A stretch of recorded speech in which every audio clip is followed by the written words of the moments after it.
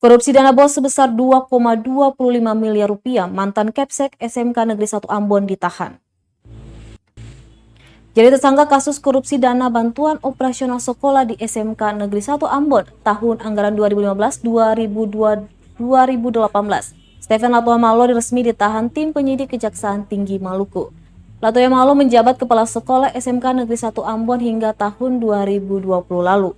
Aspitsus Kejati Maluku, M. Budi mengatakan pria 49 tahun itu telah ditetapkan sebagai tersangka pada Senin 8 November 2021 lalu dan akan ditahan di Rutan Ambon selama 20 hari ke depan.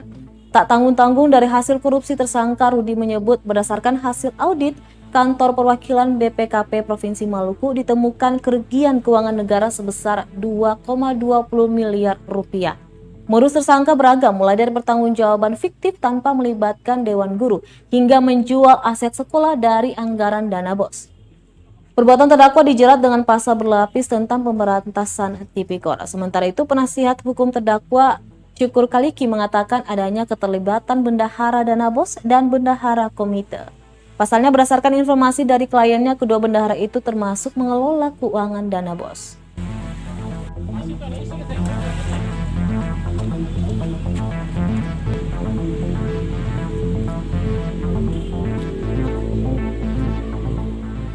Berarti ini masih pemeriksaan tambahan untuk... Iya, pemeriksaan tambahan untuk tersangka. Tersangkanya cuma satu tunggal?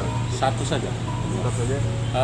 Keinginan kami, tadi kami sudah sebagai kuasa, kami sudah menyampaikan ke teman-teman di penyidik, kejaksaan, kalau bisa bendahara juga bisa diperiksa, kalau memang cukup bukti, kenapa tidak bisa ditetapkan sebagai tersangka? Karena informasi dari klien kami, yang mengelola, yang memegang kas itu adalah beliau.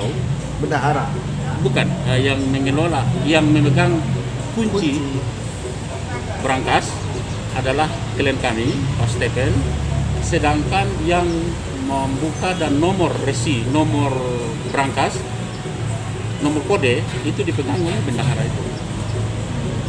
Nah, bendahara Posda dan Posnas di sekolah tersebut, SMK.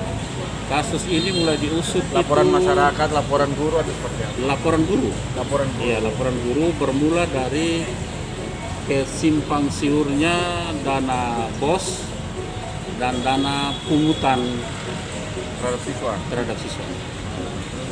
Itu kemudian dilaporkan ke sini, lalu kemudian kejaksaan rasa cocok dan ada indikasi, lalu diperiksa dan kemudian 4 hari yang lalu, hari Senin itu beliau ditetapkan sebagai tersangka.